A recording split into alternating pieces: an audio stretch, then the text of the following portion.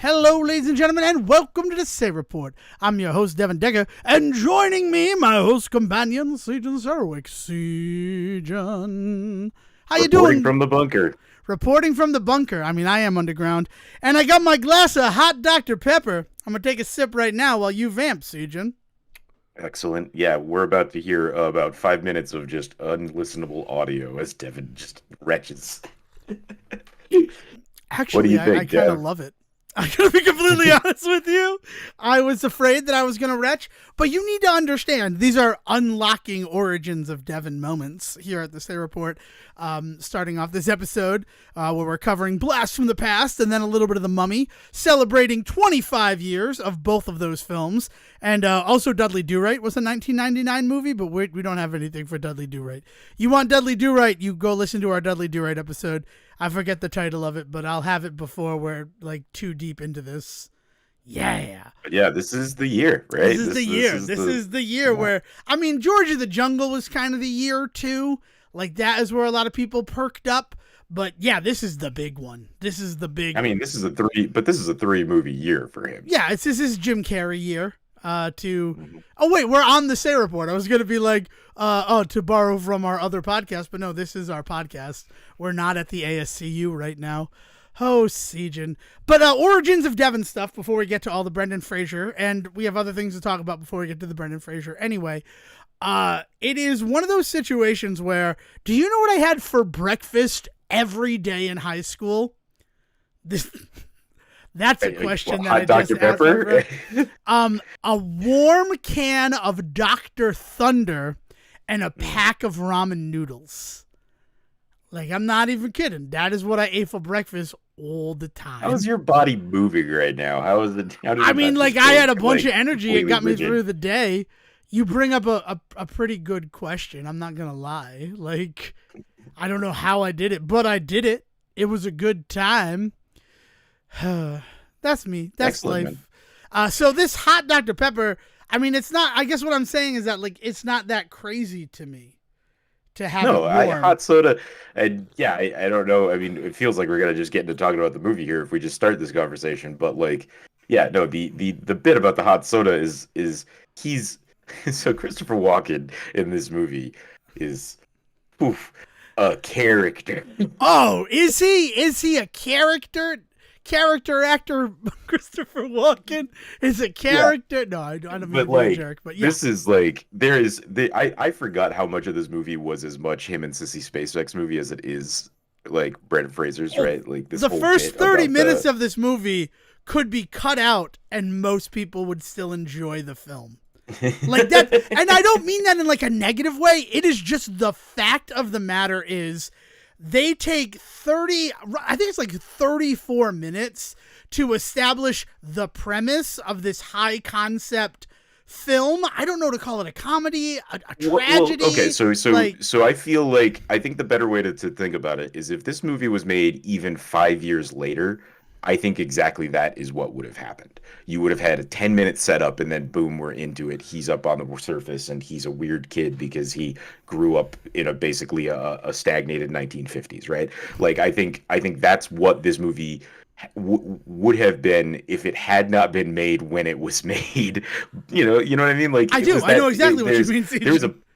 There's a bunch of movies that kind of are born from this over-the-top premise to roll into the romantic comedy that we then get to see later on, but they don't spend nearly as much time really diving into this. And when we get back to the like 2-hour comedy about 15 years later, it's like this whole like quote unquote like return to form, right? Like when we get Judd Apatow, who does want to spend an hour working with Adam Sandler to establish this world in which he's basically just playing himself before we actually get into the actual like story of the movie, right? It is something that we kind of were missing, like, and this movie encapsulates it kind of perfectly. It's not that there is too much of this movie. It is not that this movie drags. It is not that there is something going on in those first 30 minutes that you feel is unnecessary. It's just that lesser films wouldn't worry about it so much, right? And it's one of the reasons that I think this film is still a pretty solid watch. There's definitely some stuff in it that is very 1990s, but at the same time, it's a solid film. Like the story, the acting, I mean the look of it, the research behind it, like the details of all of the 1950s ish of it, and then the then twist they have to kind of put on that of them being in bunker life and also his dad, played by Christopher Walken, Calvin, like kind of having to re like figure out how to evolve within that and like rework the bunker in certain ways. Yeah. The moment with the TV I love when he figures out how to broadcast the honeymooners episodes that they have on film. He figures out how to put them into a box and make it look like they're watching TV, and then it comes on and it's backwards, but he's like close enough like that. Like I adore that moment and I love that moment, but you're right, it doesn't really do much. It doesn't really need to be in the movie in terms of anything that happens, an hour later, but I also very much appreciate that it is. Oh, yeah. Not to discredit any of the stuff in the bunker. I love all of it. But if you were random man on the street with a microphone asking people about Blast from the Past, there is 90 minutes of movie that most people would draw from. And that whole bunker setup, I feel, is something that people just forget about. Which is insane, because without it, like the rest of the film really isn't grounded. It is hyper necessary, but it is not the stuff you recall. That's all like I mean by that. I don't. And also, let me tell everybody, Sejohn chose this one, right? Sejohn chose to do Blast from the Past. And now that he's said the 1950s 3 times, summoning our own version of Beetlejuice, I understand why. Everybody knows Sejohn's theory that like it's not the next decade till like the 3rd year of the decade. So the fact that it's 1962 and still the 50s, this guy's getting to have his cake and eat it too. This episode for Sejohn is a non-mutant from Pasadena. And I bow to you, Sejohn, for finding such a coherent piece of evidence to support such a long-running theory of yours. A theory I've been hearing about since 2007. So quick math, it's 17 just about the way years. that like the way that things solidify and coagulate. It takes a little bit more than 2 years for you to be like, oh, this is super 1960s. There's definitely some elements in the 1960s of it. I mean, the entire opening with JFK, right? Like and all of that, right? That is definitely if it's like not 62, it's not the Bay of Pigs, and there's no fear mongered to get them down into that fallout shelter. Which I like that line. I know we're like jumping all around with the movie, but he's like, you said you spent your life in a bomb shelter, fallout shelter. There is a difference, and there is. Like, I really love that moment because a bomb shelter just protects you from the bomb.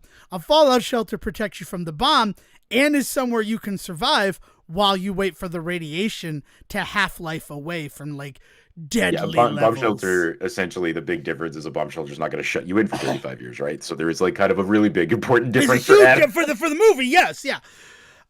Also, while we're talking about the difference between a bomb shelter and a fallout shelter, there is a goof on the IMDb that like they're setting the locks and like Eve and Adam come in from behind them.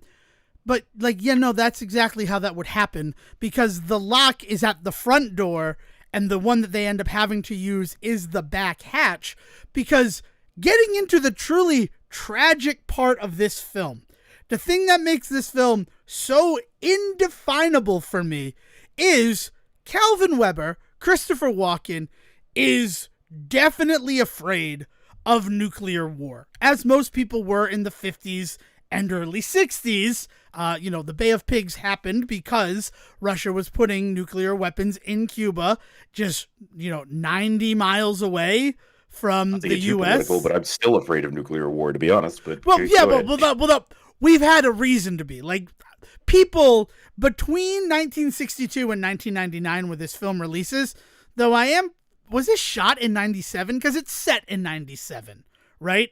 If he was born in 62 and he's 35, then it's 1997. I know that's a very small, like, esoteric detail, but it is something that I had to wrestle with during this academic viewing of the film. So it's a 99 film. I'm trying to see if we got an exact date on when it came out. It came out in February of 1999. We know how movies are made. Yeah. We know how movies are made. Yeah, so 97 is probably when this movie is set. at least in the writing of it, Yeah, because exactly. would have had to been written years in advance. But yeah. Yes. So I mean, so that's just a part of it. But between 62 and 97, we had all kind of gotten over the fear of nuclear war. And then we are lucky enough to be the generation where, like, the fear of nuclear war got restoked. The excess of the 80s and the blasé feeling of the 90s, there was no fear of nuclear war. At least not to the level or extreme that there was in the 50s and 60s, where kids were doing duck and cover exercises because hiding under your desk is definitely going to save you from a nuclear explosion. Sorry, yeah, it's all just so crazy, this movie, and I love it. I absolutely love this film, but it is a weird freaking movie in so many ways. But the tragedy is Calvin Weber is so fearful of nuclear war at that time, and a plane legitimately falls out of the sky and blows up their house and, like, destroys the facade that covers their fallout shelter.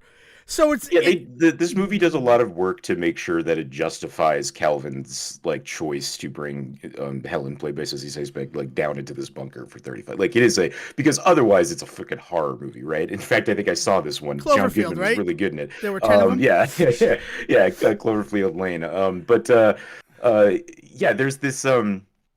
There's this move, like, that the movie has to make in order to really make you be on Calvin's side for this, to make sure that you truly understand that he made what to him was the right choice and to us a justifiable one, right? And yeah, because of that, there's this ridiculous, like, back and forth, like scene between them getting into the bunker and something going on with this pilot. Now, here is where we start to talk about maybe some unnecessary stuff that's in this movie. I did not need 3 cut back and forth to this pilot getting out of this plane. Who plays the pilot? I don't know.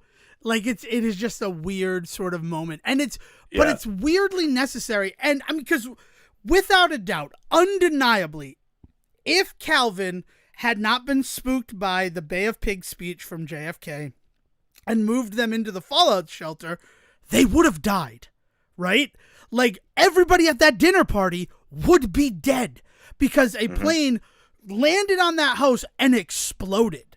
It's a tragedy that is avoided, but then, unfortunately, because of that, like, avoidance of a hyper tragic event, 2 people's lives are essentially stolen from them as they believe the world has been plunged into a nuclear holocaust. And already, we have spent 13 minutes of this Blast from the Past podcast episode talking about, like, the first 5 minutes of this film, because holy fuck, the first 5 minutes of this film are hyper necessary.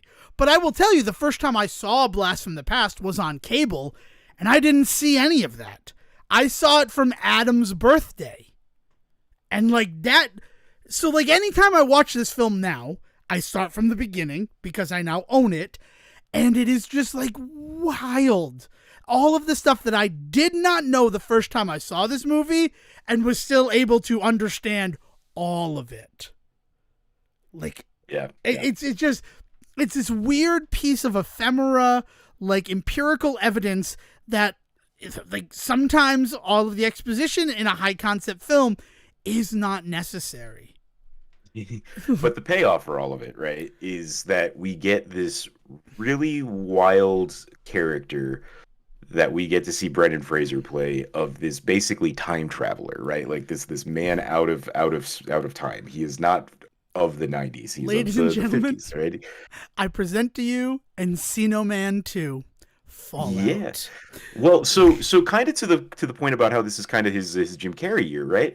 I think there's really something interesting in this movie in that, like, they're trying to do that kind of character comedy while wrapping it up in this romantic comedy story. And it's not that, like character comedies like Jim Carrey's like Dumb and Dumber and Ace Ace Ventura and Ventura. stuff. Like Yeah. they have romantic moments and they have romantic leads in them and they have swings at romantic moments.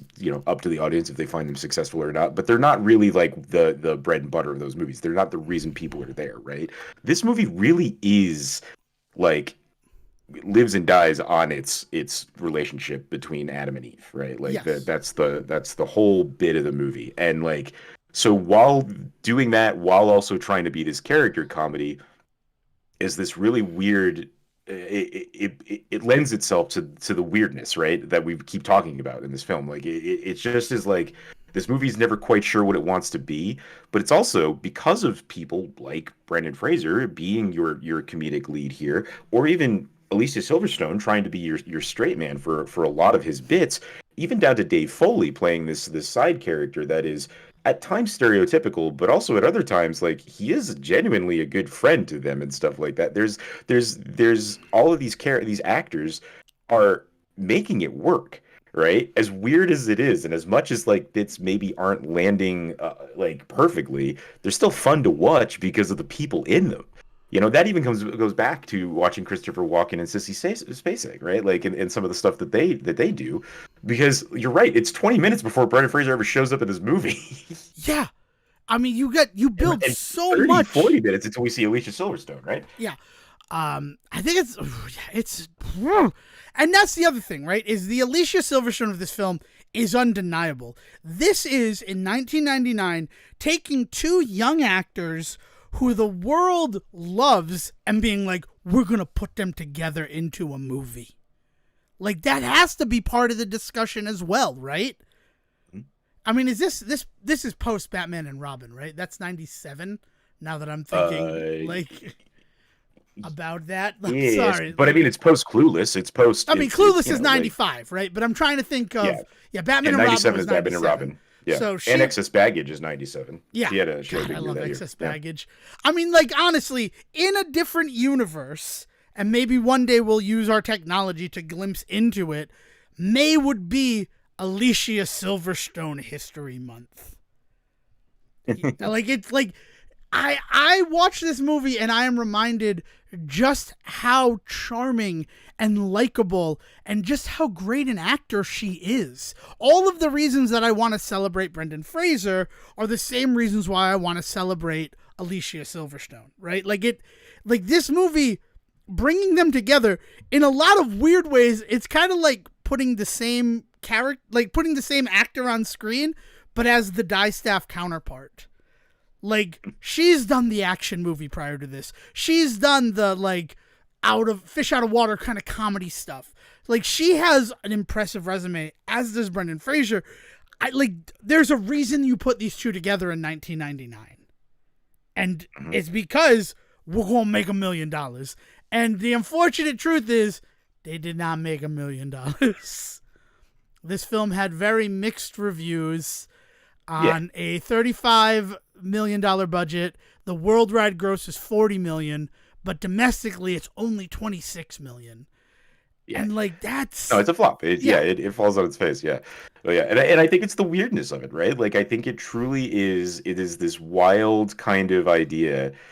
It's all of the wild kind of ideas in this movie that never kind of get the space to be the idea. And like it's a shame because like I said, it's still fun to watch. But that's the thing that I do remember about this movie is the important thing to remember in the late 90s and this sort of stuff is those kinds of numbers that we're always talking about. And this is true most of the time when we talk about box office.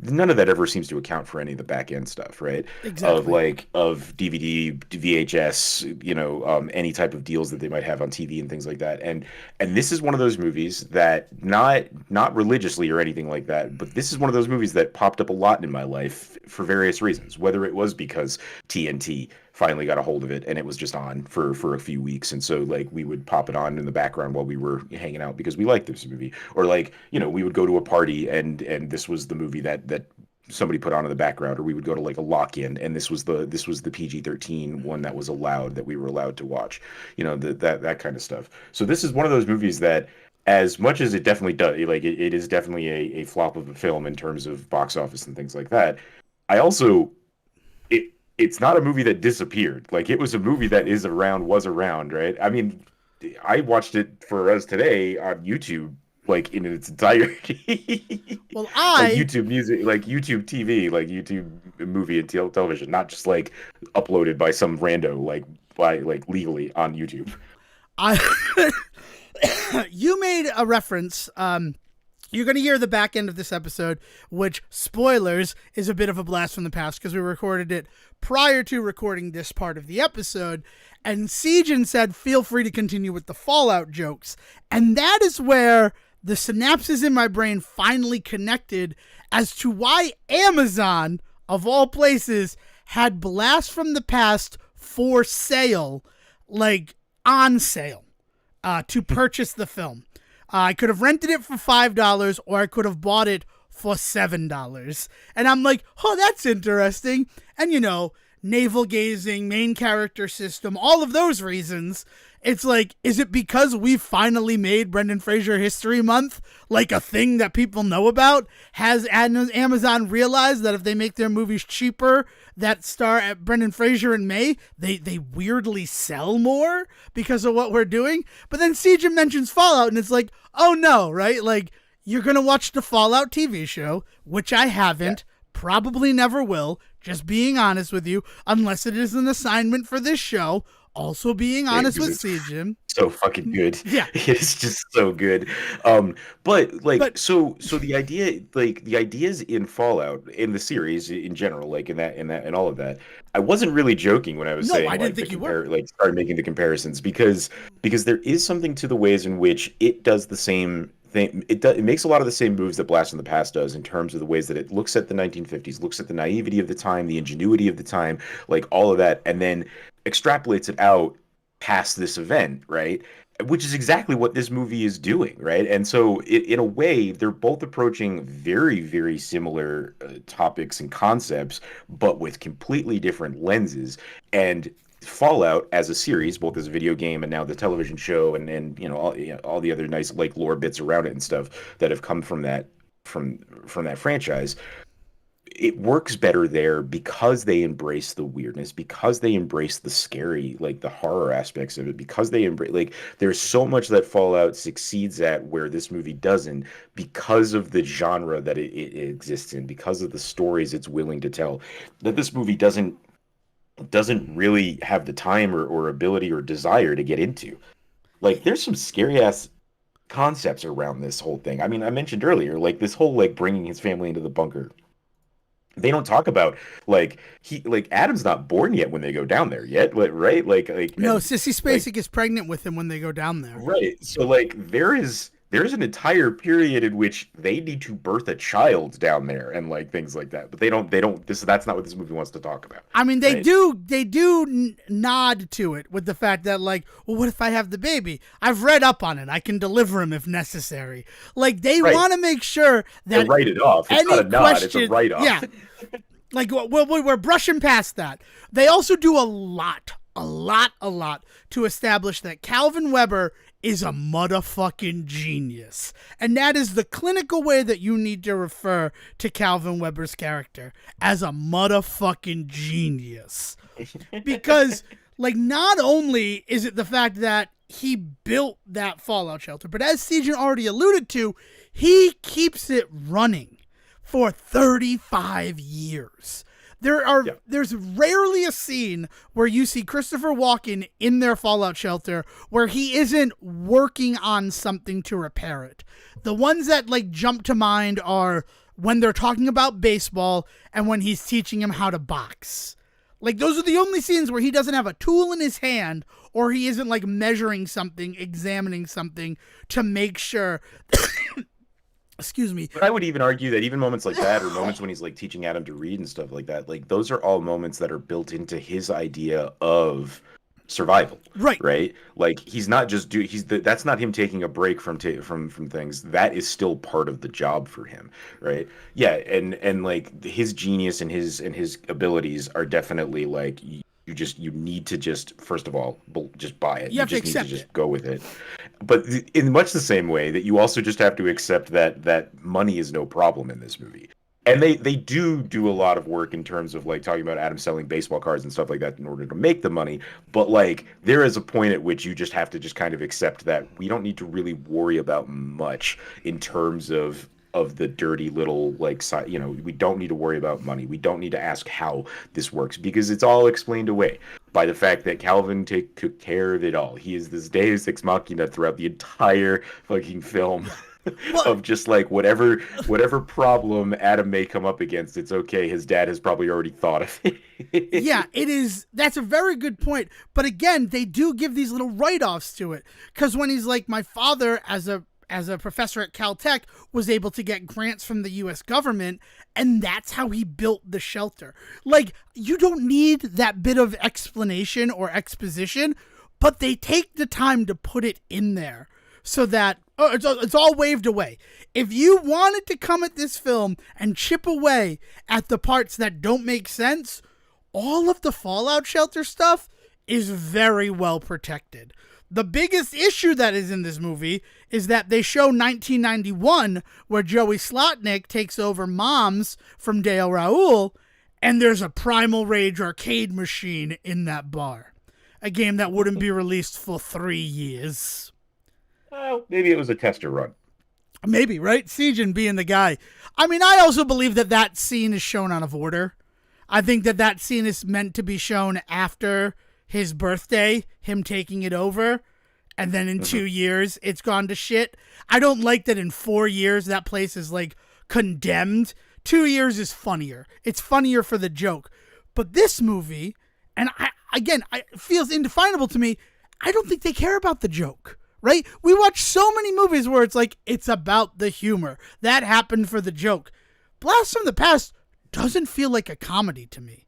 It feels like a tragedy. There are moments where I am just in tears thinking about, like, the way that Sissy Spacek and Christopher Walken have been forced to live their lives because of a misunderstanding. Like, Yeah. Do you know how they sold this movie? Oh. Did you watch the preview at all before we recorded I today? did not. I always, whenever we do movies, one of the big things I do is I'll go back and I'll watch a preview for that movie from the like. Just, I was busy making hot Dr. from that Pepper. time, right? Yeah. This movie is sold as from the creator or from the filmmaker behind the First Wives Club. Okay. I mean, that explains why Sissy Spacek's there, right?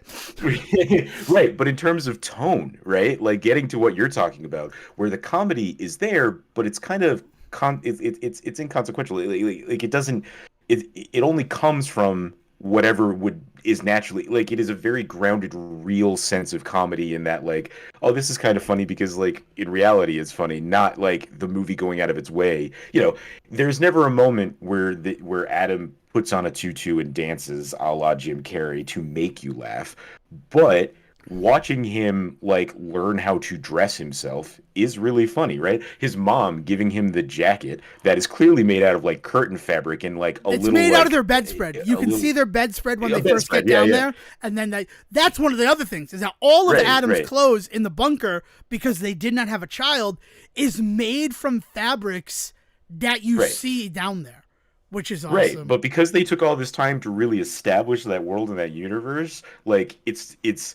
it's weird, but your brain is trying to also be like, but you have a justification for it. So is it comedy? Is it funny?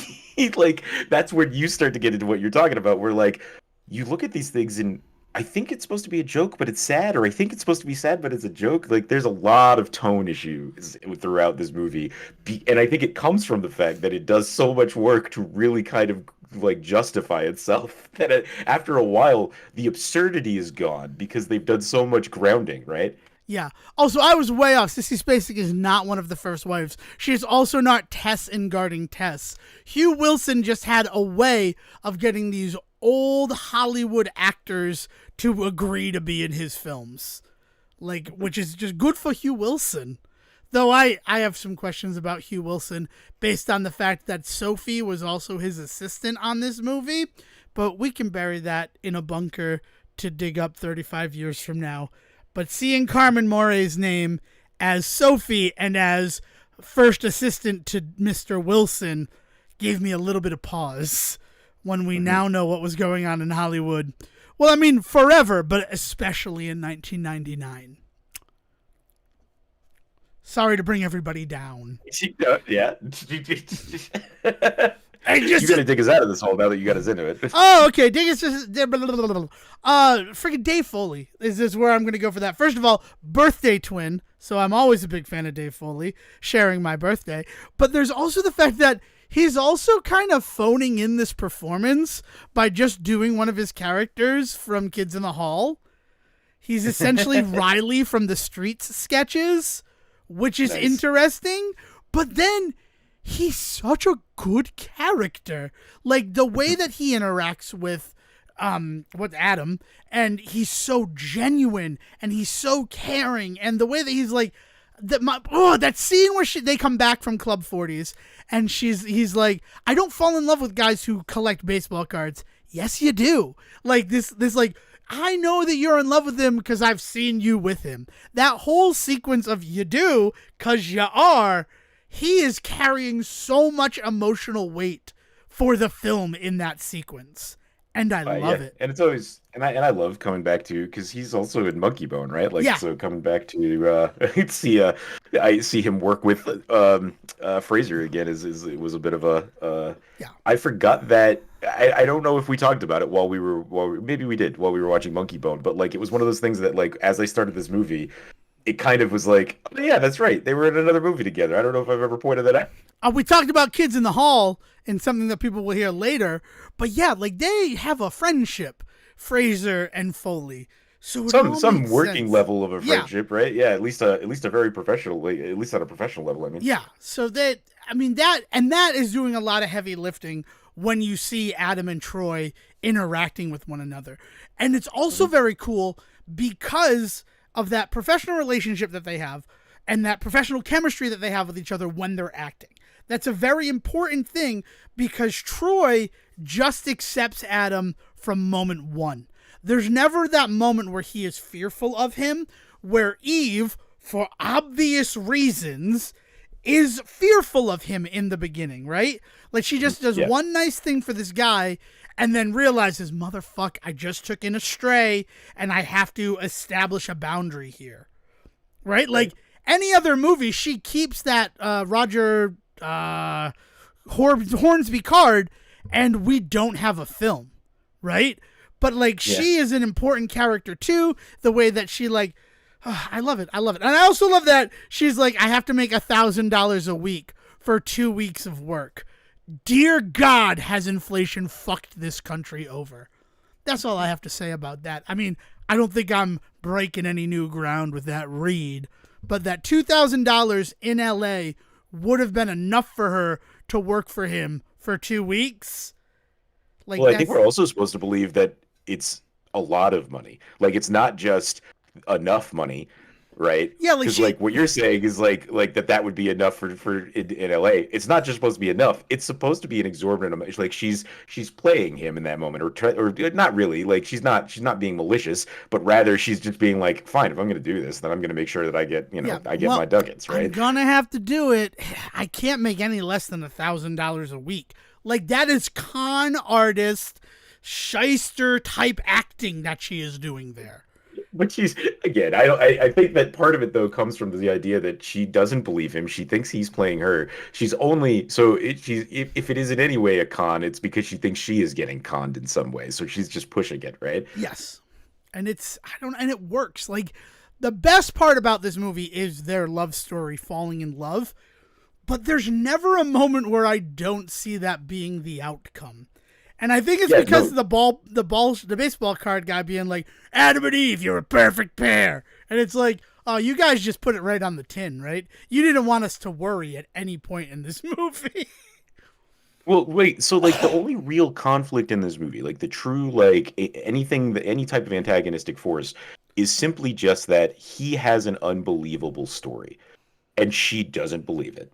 And that's about as bad as it gets. Beyond that, like they are relatively good to each other. Like everybody is like everybody is constantly trying to do the right thing for one another, even when they're a little suspicious of things. Nobody ever does anything cruel, right? Like there's really no moment in this movie where you where you're made to feel uncomfortable, right?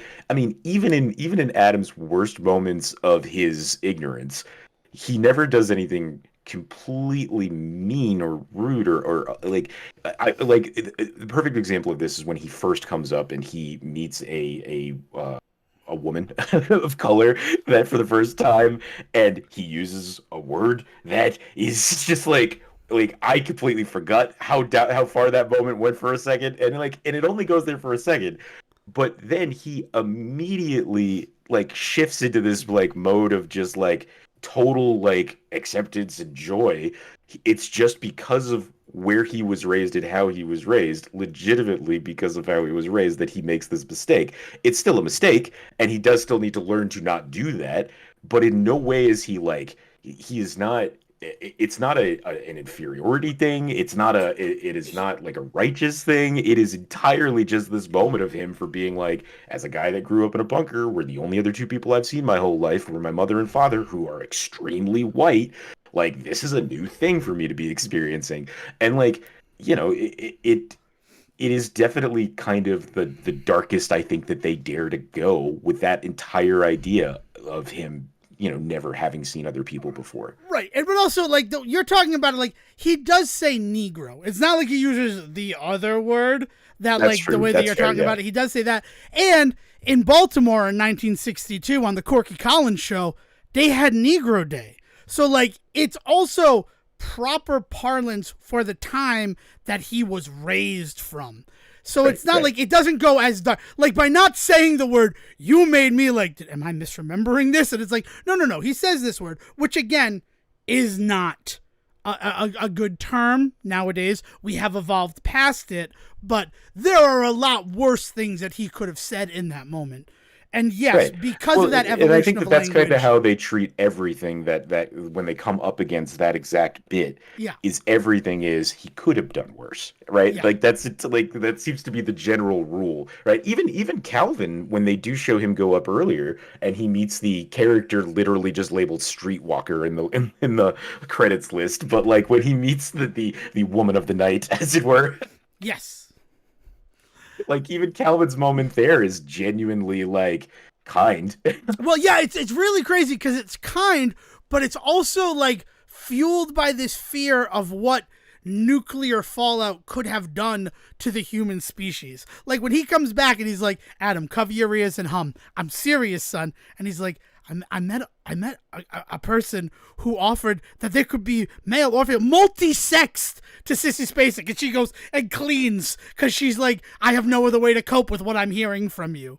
Like, it's such an interesting, they couch everything in this weird belief of it, but also being raised by 1962 parents, it would be very easy for Calvin or Helen to be hyper racist based upon the ways of the time. So it is also nice that they are evolved enough to not teach him like any of the hate that did exist in our world during that time. I mean, her last name Rustikowski, right? She's Eve Rustikowski, and at the very end he's like, is that Russian? No, it's Ukrainian.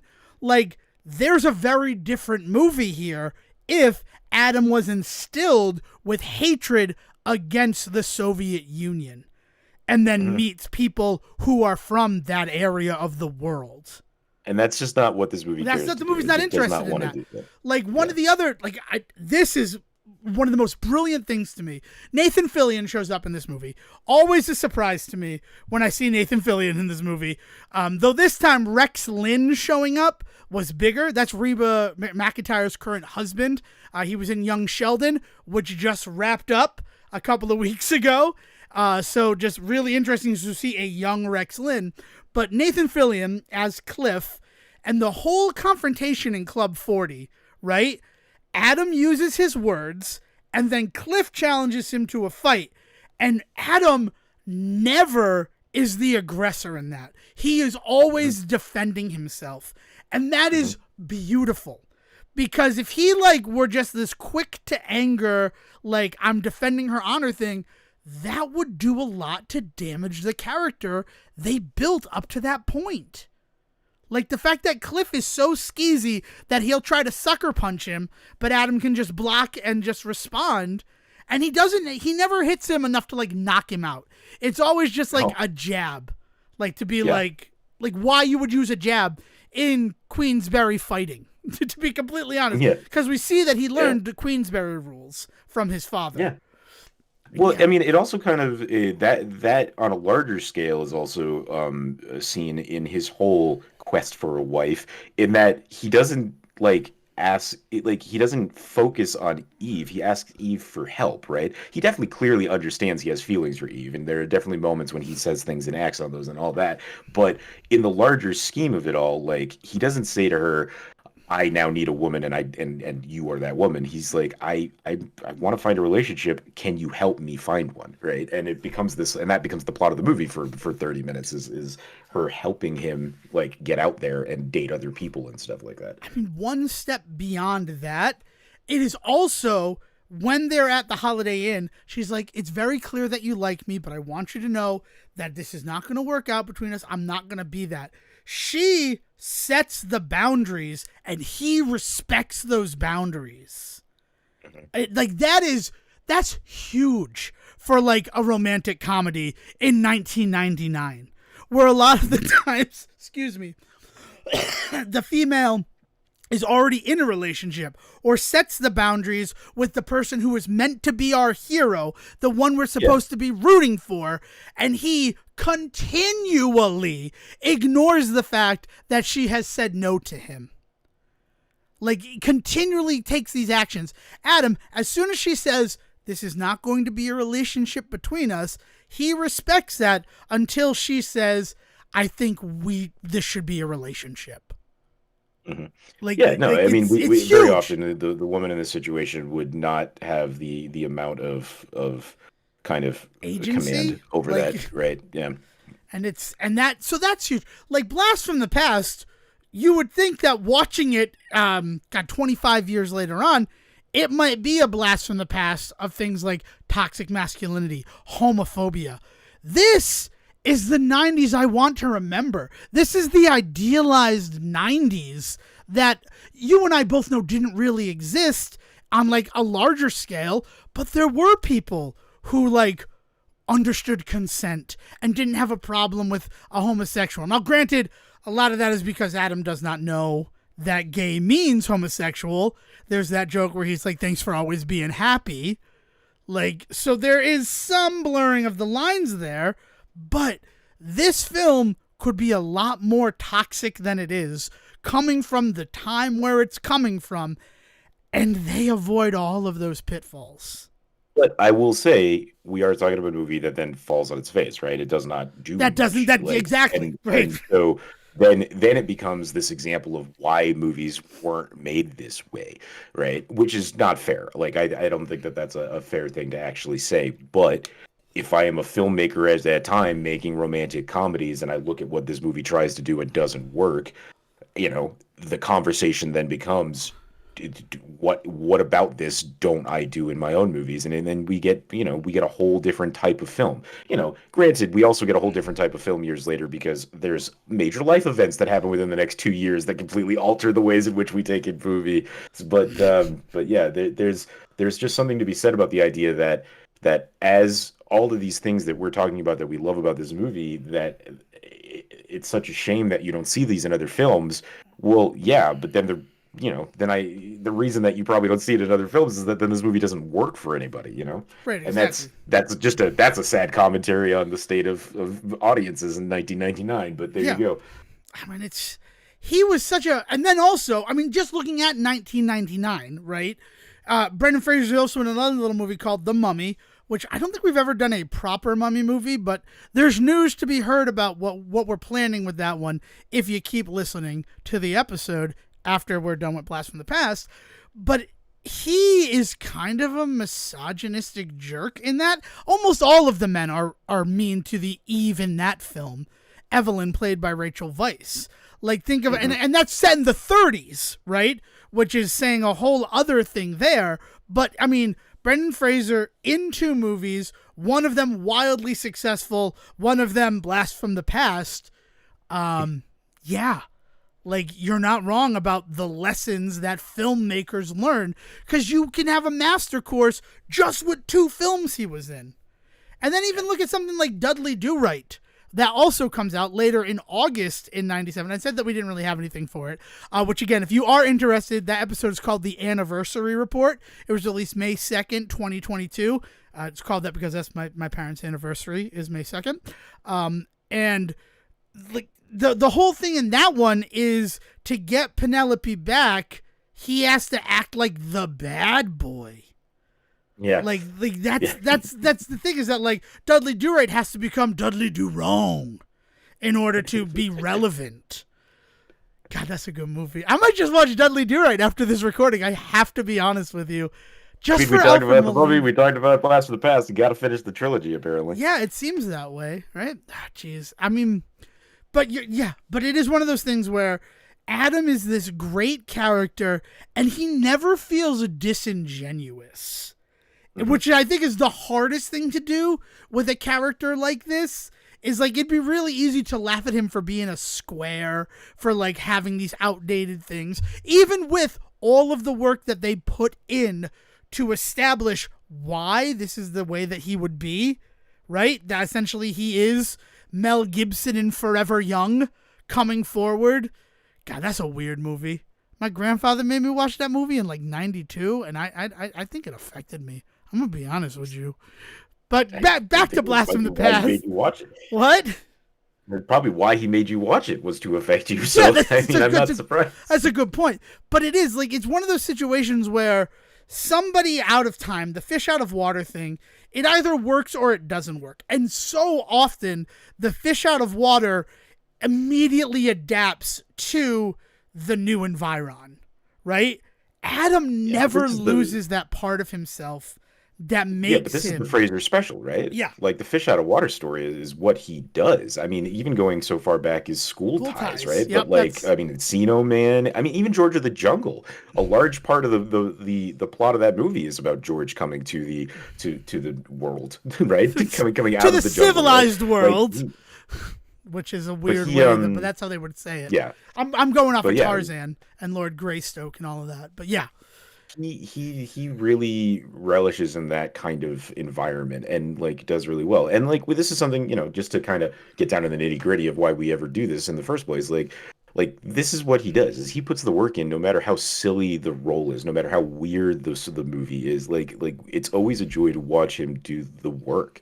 Like, yeah, okay, the movie doesn't work. I mean, look at Bedazzled, right? Like we have an episode about that one out there too, and we have my feelings on that movie. But at the end of the day, it's still great to watch him put in the work, right? Yeah. And that's what we're seeing here in Blast from the Past is that, like, as weird as this movie is, as much as there are bits that didn't work then and probably don't really work for everybody now, like, I don't think this movie's going to have some huge resurgence as like, oh, it's popular now. I just don't think that's ever going to happen for this film. Who knows? Which is a shame. Fallout on Amazon gets people to go buy Blast from the Past on Amazon, and everybody falls in love with it again. Maybe we get that utopic society. But no, you're right. I don't think this is a film that... You know what is a big problem with this film? And I'm going to sum it up real easy. When I said I have to watch Blast from the Past for the show, my mother's like, ugh, that Walken movie? And I'm like, what? She's like, that Christopher Walken movie where they live underground. And I'm like, yeah, there's a lot more than that to the movie. And she's like, that's all I remember about it. And then it was days later, she's like, oh, right, it's Brendan Fraser month. That's why you're watching it. Like, it was not immediate for her. That 30 minutes of Christopher Walken in the beginning of this film is where my mother's feelings about this film begin and end. Yeah. And you had kind of mentioned earlier that like people seem to forget that these two movies are actually one movie, right? And I think it really comes down to the type of audience that you are. My parents loved this movie for those early bits with Walken and Sissy Spacek. They also, they liked the back half enough too. That's why we watched it as much as we did growing up. But that I could guarantee you that was the part of the movie that my parents like latched onto. Whereas like I latched onto the Brendan Fraser and Alicia Silverstone parts of it, right? As evidenced by the fact that we celebrate Brendan Fraser History Month on our podcast. Right. So I think that it is that that is another part of this movie's issues, legacy, whatever, however you want to look at it. Like, is that it really is like it it feeds two masters, and unfortunately, neither of them it feeds enough. You know. Yeah. And I think again that's why it's not successful at the time. It's why it's a movie. I mean, I love when I find somebody that I can have a deep conversation with about Blast from the Past. It was a Doug Loves Movies taping in line where I'm like, oh yeah, like I just watched Blast from the Past, and like Nathan Fillion, and like three people were like, yeah, and they all jumped in. And like, granted, like that's an audience of people who love movies, you would imagine, but it was just such a good conversation about a film that it's not that I'm ashamed of enjoying Blast from the Past. It's just very difficult to find other people who will enthusiastically celebrate this film. Yeah. Like it, Fair enough. Yeah. I don't know. So yeah, I mean, anything else you want to say about this one, Sejohn? Is there anything? No, let's do a little real world talk for a bit, and then we'll get back to the Brendan Fraser when what's a when Brendan we send everybody Fraser off sandwich, right? Blast from the Past, the real world, the Mummy quiz with Will. Spoilers: Will be here because, I mean, you probably read the title and the description, or you didn't. You just downloaded it, and we thank you for that too. So real world stuff, Sejohn. I don't know. What do you want to talk about that's going on in the real world? The fact that not only has Disney teamed up with Hulu and Max, but now they have a name called Venue for all of the sports stuff that they're going to be doing together. Yeah, I mean, we talked a few weeks ago about how I'm pretty sure live sports is going to be the next big kind of move for streaming, right? Like, is they really want to get in on that avenue, and we're seeing it more and more with the NHL stuff has actually been pretty wild to watch the places where those have been, and then the NBA having just tons of games available both on Max and on Amazon. If I remember correctly, there's just been the live sports stuff is going to be kind of where I think so this big move to bundle packages, right, is definitely going to be a huge shift for a lot of people in terms of streaming, what services they have in their house, what services they're willing to put up with in their house. Maybe dad doesn't watch so much Disney Plus and doesn't necessarily want to pay for it anymore, but if he can get it in a bundle with his HBO, then fine, let's do this thing, right? That kind of attitude. But I think that on like a content level, like where those packages are really going to shine or fall apart for people are going to be what sports are involved. And it's things are moving fast with that whole Venue stuff. Yeah, it's you know what I also noticed, and this is one that surprised me, the Academy of Country Music Awards. Now I know that doesn't, I don't think that moves the needle for either of us, but they happened, and my father was like, how did I not tape them? How did I miss them? And I looked it up, and I'm like, this is because they were exclusively streaming on Amazon Prime. And that is a whole untapped potential that I had not even considered. Especially when you think about, like, this month started with the historic roast of Tom Brady being a live event on Netflix. And I don't know what your experience has been post the Netflix live roast of Tom Brady. I cannot get away from it. I have not had a conversation with people that did not somehow turn into a discussion about that roast. What was the first one Netflix did?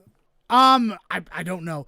They kept calling it historic. They kept calling it the roast, a historic event for Netflix, like their first sort of thing. They've done other live things like that, but they've done other Netflix roasts. But were they live like that, or did they just release them? Maybe that's what it is. Yeah, maybe it's that. Maybe it's that it was a live event that made it different. Yeah, because they've done other roasts. There are other roasts up there, but the whole I mean, I didn't watch. It was on in the background. I will admit that. Oh, it's not something no, historical roast is just the brand name for their roasts. Oh, okay. That's just what they call it. That's just But then Kevin Hart being like, this is a once in a history event. The fact that this is live streaming on Netflix. I mean, I don't know. Like, again, I wasn't watching. I was like playing video games and doing other things in the background while it was on. Because I'm gonna be honest, I really wasn't interested in it. But it is something that a lot of people watched. And then, I mean, the TikTok ban is something that I don't know if we're ever going to address it as fully as might be necessary. I don't think it really becomes news until they don't divest from their Chinese owners and TikTok is actually banned in the US, right? Like they have a 9-month ticking clock in order to be divested from foreign investors. And that is when it will be a big question about the censorship of it and all of these other issues that frankly are crazy. But like my car broke down the Monday after the Tom Brady roast, and I got a ride home with one of the mechanics at the shop that I got it towed to. And he was like, I saw it live, but I missed parts of it. So all day I have been on TikTok watching the best parts of the roast. And I'm like, that's cool, but also like, what's going to happen to that type of user for TikTok, right? It's not all what they're afraid of, right? I mean, I don't even understand what they're afraid of with TikTok, other than the fact that like China is collecting data on the United States. Is that the issue? I don't get it. I don't understand why it's a problem. And like, is this why Vine went away? And I know it's not why Vine went away, right?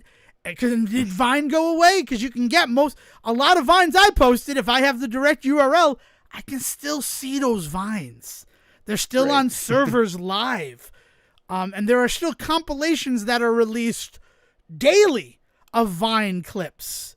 So like someone's out there accessing them. They're available.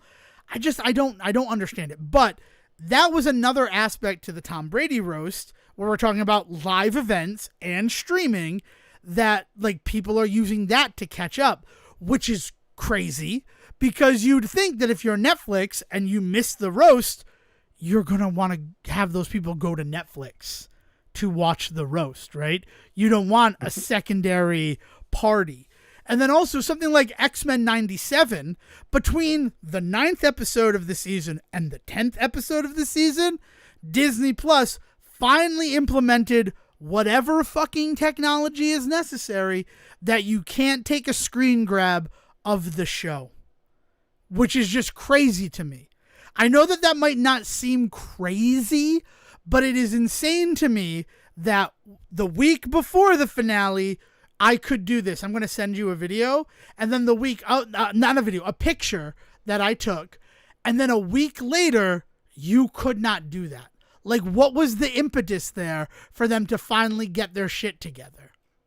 I don't understand it. If you can explain it, please do. I mean, I don't know. Like screen grab locking and stuff like that is nothing new. Steam hasn't let you do a regular screen grab via Windows for a while now. Things like that. I don't know. Okay, really? I didn't know. I mean, like, I know I can't do it on my cell phone, right? Because the best part about watching Netflix on break at work was being able to take screenshots and share them with people.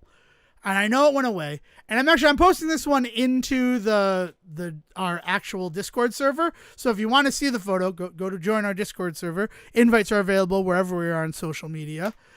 But like, this is something that I captured from X-Men 97 a week before the finale.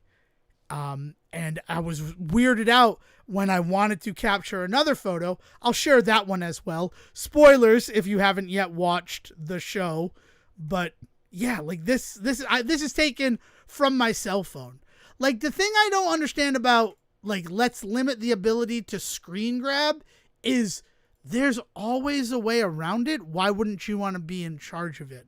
Like if Steam, again, I'm relatively new to using Steam, but why, like they let you screen grab, right? You hit F12 and you're in there, right? Well, so a lot of the times this sort of stuff is actually not on the creator end, but rather on the platform end. Yeah. Not wanting to let you do a thing because they just don't want to be involved or in trouble, right? So it's one of those things where it might not be Disney going out to these places and it might not be Disney putting its foot down and not letting anybody do this. It could be, I don't know if you have an iPhone, it could be just Apple put an update out that doesn't let that kind of screen grab technology happen. Or it could be however you watch Netflix, if you're watching it through like a a browser or whatever, like you might not allow that. Like there's all sorts of things. There's all sorts of players along the way to watching something streaming that have that kind of impetus to say like, well, you don't really want to be involved in this conversation, so we're going to cut off access to this particular thing. That it could be any part of that whole process, right? I don't know if it's just Disney Plus just not letting you just grab screens, right? Because you were watching it on your phone, you said? No. You know, have you tried it on the computer? These two, that's exactly what it is. I know that phone stuff has been blocked out forever.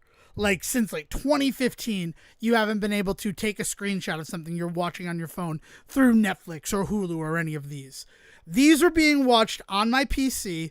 The first photo that I shared in the Discord, that one was captured using the snipping tool without issue. And then a week later, attempting to capture that scene for, via the same exact tool, the same exact browser, and the same platform, it blacked out the screen when I went to take that snipping tool cut. Interesting. Like and there's been a whole, like, and then I looked it up and people are like, so Disney Plus finally caught up with this whole thing. And the weirdest thing about it, and this is something that I've talked about before with how Disney markets their Marvel stuff with like the fear of missing out or the fear of spoilers. Bo DeMeo, the executive producer and creative force behind the first season of X-Men 97, who was fired like the day that it premiered, he was on Twitter as soon as it was available, spoiling the last episode of X-Men 97. And, like, I don't get that. Like, is it sour grapes? Are you trying to, like, I don't want to be up at 3 a.m. to watch this. I would like to sleep and then watch it when I am awake. Yeah. It was weird. Like, there's a reason that the second picture that I shared is spoilered, and that's because I had it spoiled for me by the former executive producer of the show. And we have seen that from Disney in the past where they will release like screenshots and stuff. So is it just they want to be in control of that? I don't know. It's a weird moment and people are noticing like it's weird that now Disney Plus has done this as well. And it could be copyright issues, but like I just don't get it. And that's right. And I'm sorry to like share that. And act so incredulous, but that's been a weird part of this for me. Over the past couple of weeks. It's the same. I mean, it falls into the same vein as they don't want somebody bringing a tape recorder into the movie theater for me. Like it's the same shit. They don't want people, because what kind of screen grabbing are you doing? You're going ahead and you're taking a picture, but like they might also be blocking video recording processes and stuff like that too. And that might be, so it might even be that their focus was on video recording. It just so happened that it also was blocking, still pictures, and they don't care enough to fix it. Why would they go any further to fix that? Right. Here's what I'm going to do, and I'm going to report back. I'm going to try to capture video using like OBS and see if that also blacks out. Because it's an interesting thing. I mean, like, we are currently watching an internet that is weirdly evolving to be less consumer friendly in some ways. Now, ways that make sense because of copyright law and all of that, but it is something that I'm noticing. I mean, to be used at my future piracy trial, I get this. Feel free to use this as evidence against me. Watching Blast from the Past on Amazon through Amazon Prime was a miserable experience. My sound on my computer was up to 100. I had on earphones, and it still was not loud enough. And there was no additional way for me to, like, make it louder. Where if I had downloaded illegally from, like, a torrent site, a copy of Blast from the Past, like VLC or any other thing allows you to boost higher than 100% volume. And that's like, so, like, why it's possible, right? We understand that it's a possible thing. Why, through the legal means, am I getting a less robust experience? Mm-hmm. Say that. Like, why? Like, Killers of the Flower Moon. I admitted it, right? You heard it last week that I watched it at 2 times speed. In order to watch it at 2 times speed, I had to find something that I could use in a program that allows you to speed up the playback. Because Apple TV doesn't allow you to do that, but like Netflix does. Like, it's just this YouTube weird. Does, yeah. I don't understand. Like, why would you have a less robust experience as the things you're competing against, right?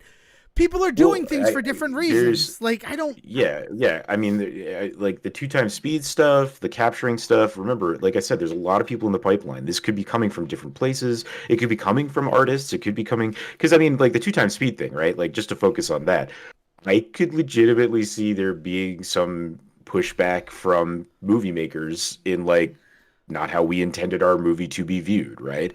Like that kind of stuff, and like and maybe it's it's a dog bone thrown as a courtesy to artists that like, we don't allow that kind of nonsense here, right? Like that kind of thing where people creators feel a lot more comfortable with their product being in your space if you're not going to let audiences pull some shenanigans sometimes.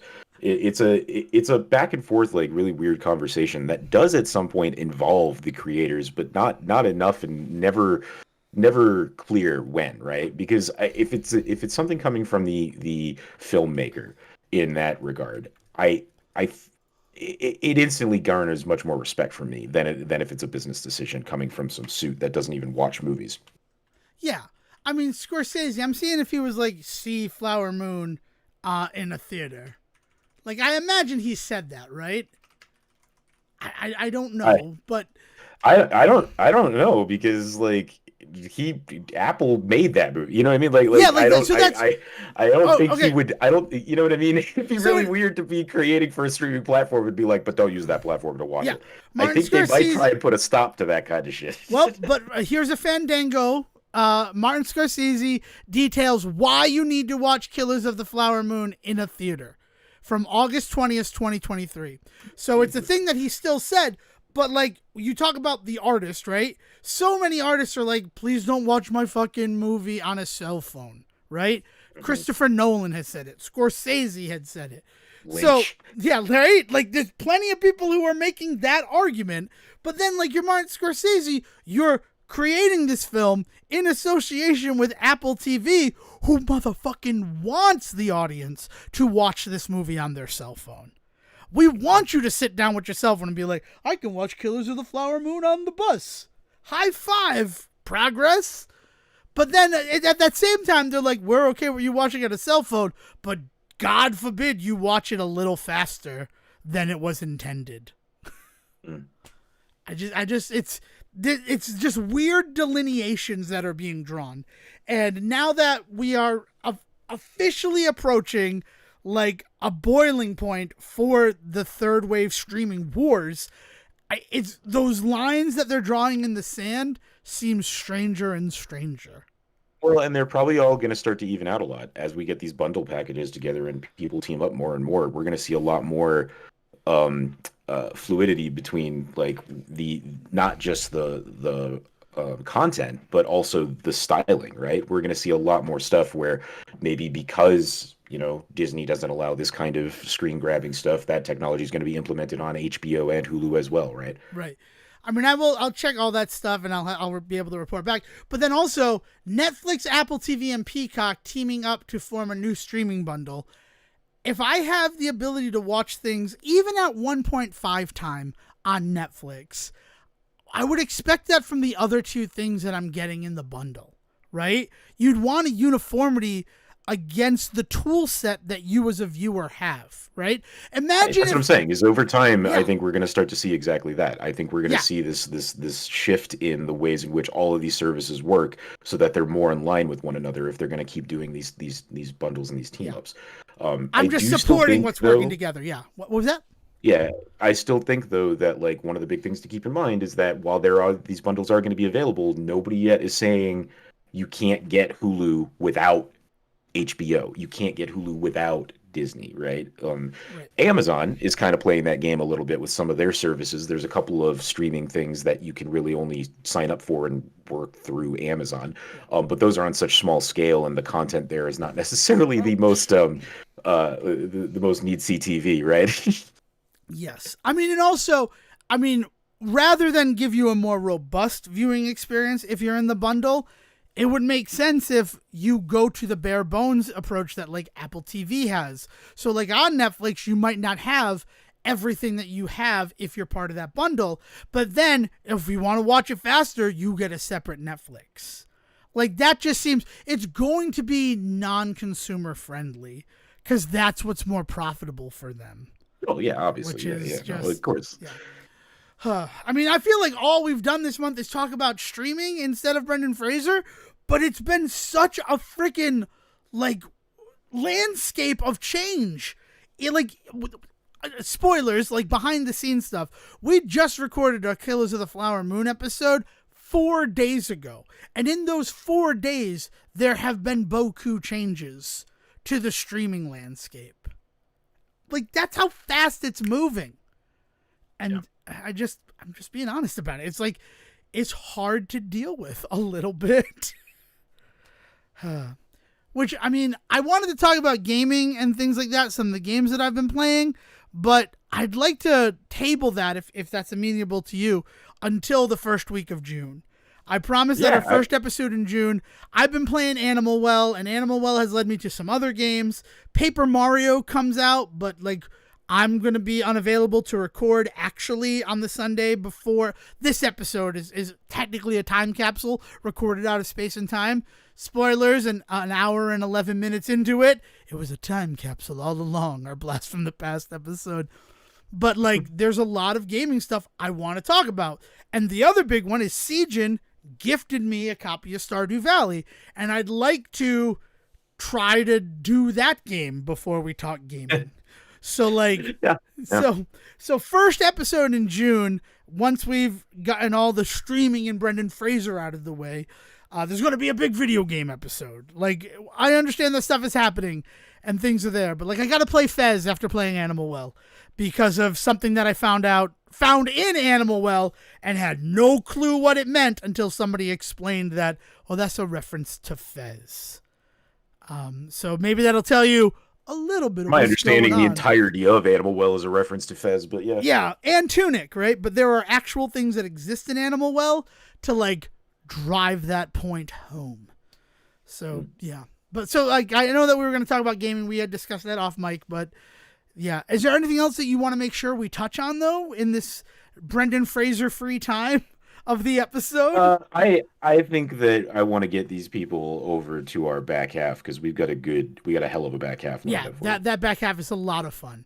And yeah, so this is going to be about a 2-hour episode once we tack that on. Thank you so much for joining us for this episode on Blast from the Past. We currently are in the Say Report Labs working out how to continue celebrating Brendan Fraser History Month. And we got some exciting things in the pipeline, but we'll touch on that more next year. But thank you so much for joining us for Brendan Fraser History Month. And right now, I'm going to throw to Will for the back half of this episode. Thank you, and see you on the other side.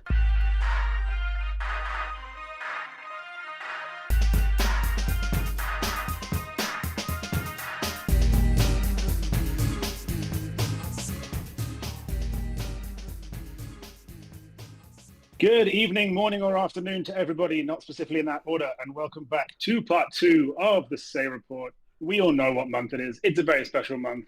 It's the reason you will get to hear my lovely voice. We are here to support one man, and one man we love.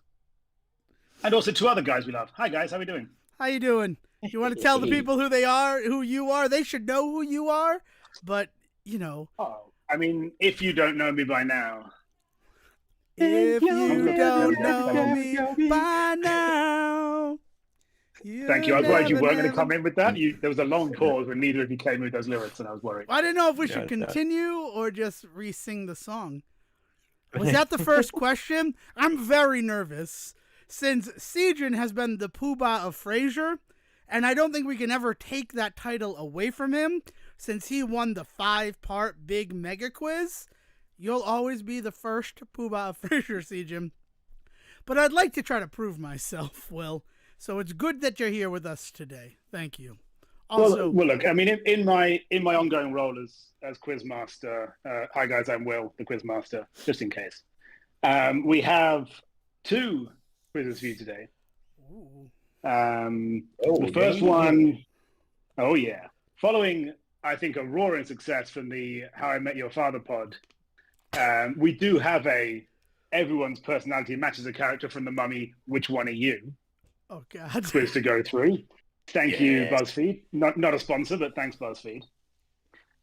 And then after we've done that, and we're going to do it individually because last time we got had too many screens open last time. So I'm going to do you one by one as we go through that one. Following that, we then have a 20 questions. Oh, yeah.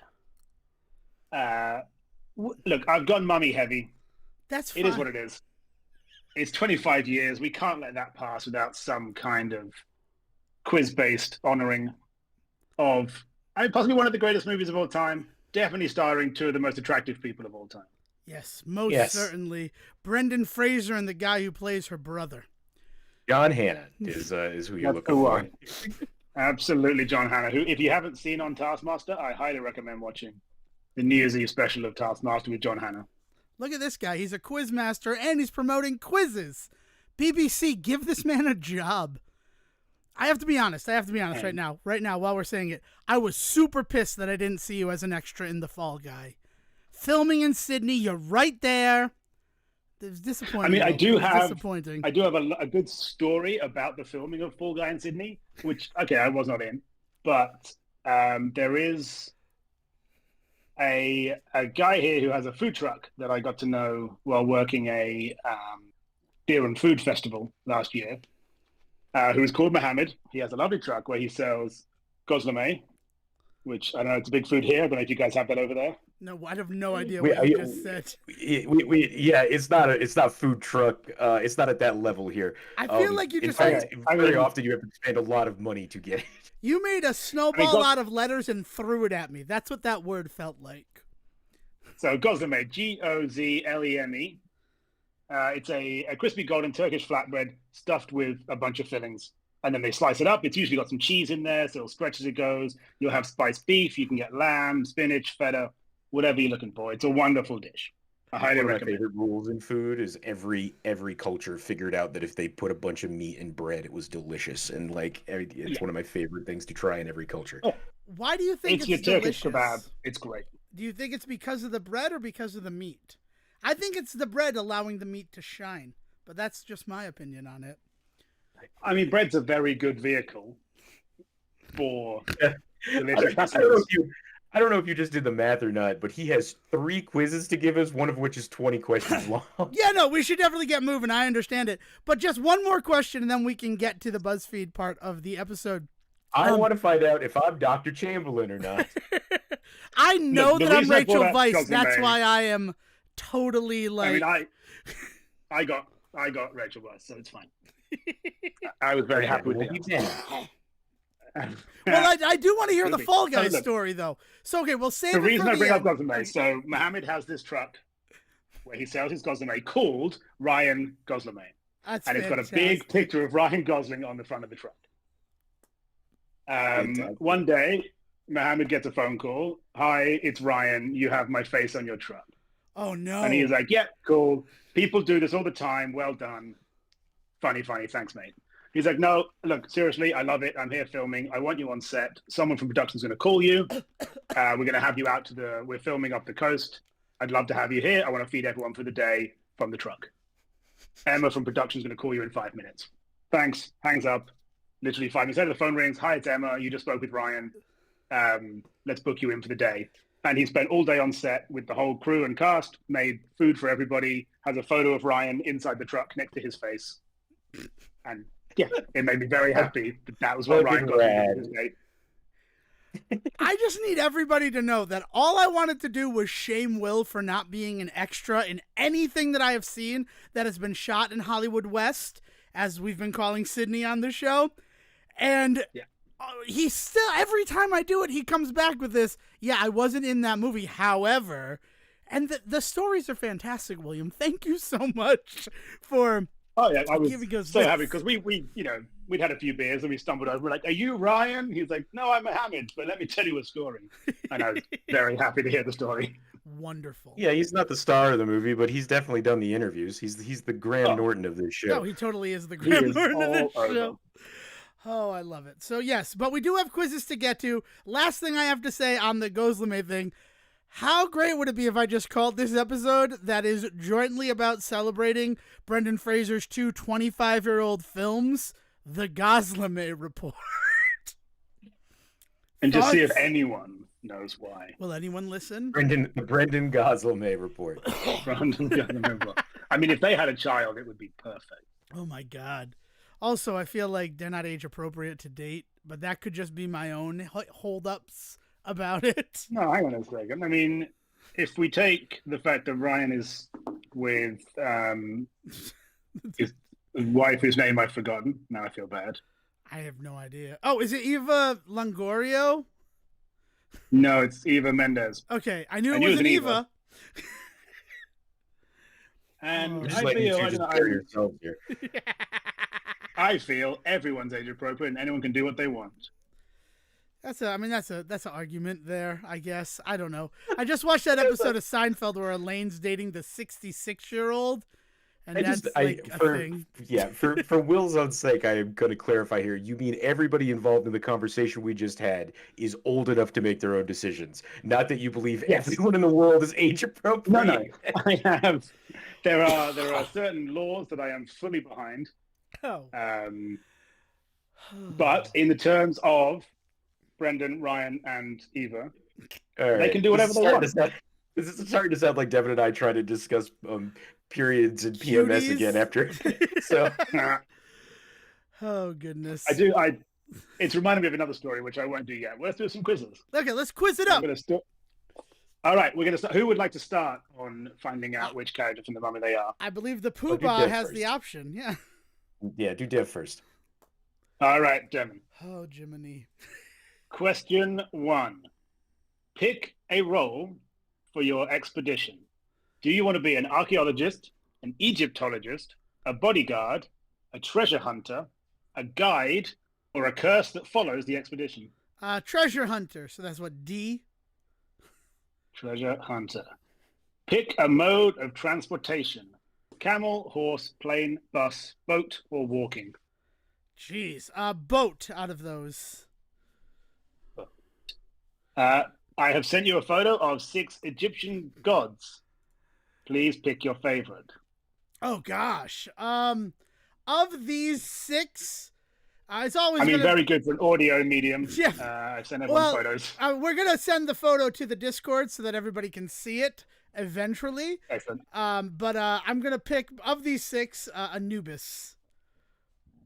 Anubis. Pick a place to explore.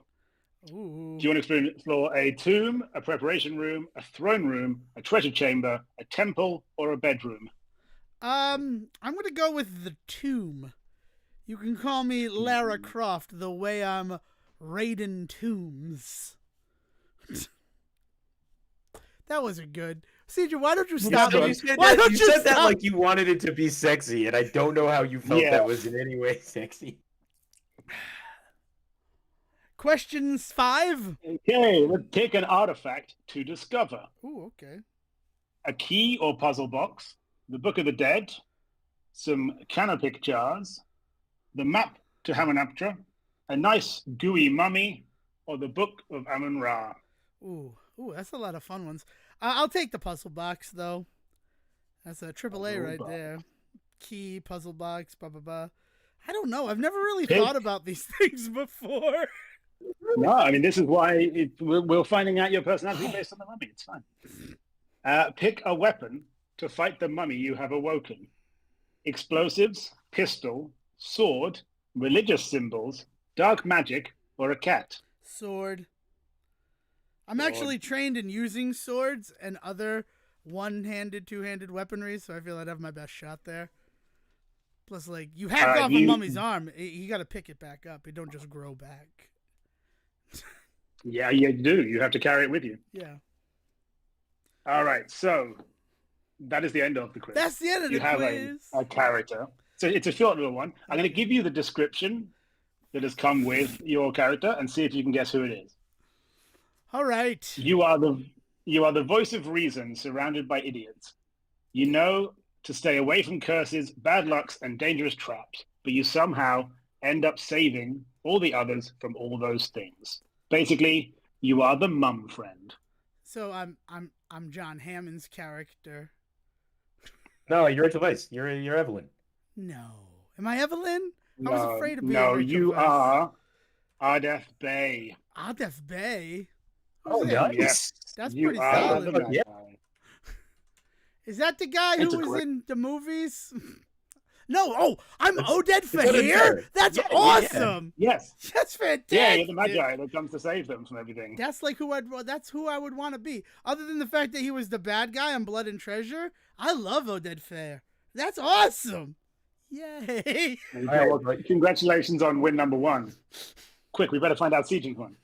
We got a Sejohn, speed you have all the round. questions right. Let's go. Guide, bus, half question hour, one. bedroom, puzzle box, Hey. cat. What? Did you write this down as you went? Because that was pretty good. That was he was right on So, top of yeah. Pick a role on the expedition. I could just either this bodyguard, treasure hunter, guide, or curse that follows them. I get guide. You don't have to. I got my He answer. wrote down his Okay, answers. just He's smart. He's a professional, Will. Mode of transportation. bus. Yes. Your statue of the Egypt god. I am a bit of a Hathor man myself. So I'll Ooh, take Hathor. Did you get that you thing I love a big red sent you? circle. I know that. Your exploring place. Bedroom. Yeah, there you go, Dev. Right? Bedroom. Huh? Wink, Wow. wink. You and Angelina Jolie. Look at you, mummy edging. We promised not to do that. And yet he said he'd explore a bedroom. It was a say report promise. So it's anything. It was also off mic. True. No one else knows we did that. What artifact are you discovering? I'll go with the Cenobite puzzle box too. Yeah, I'm there with Dev. All right. What weapon are you using? Oh, It cat. was like Cat. the most effective weapon in the whole movie. A cat.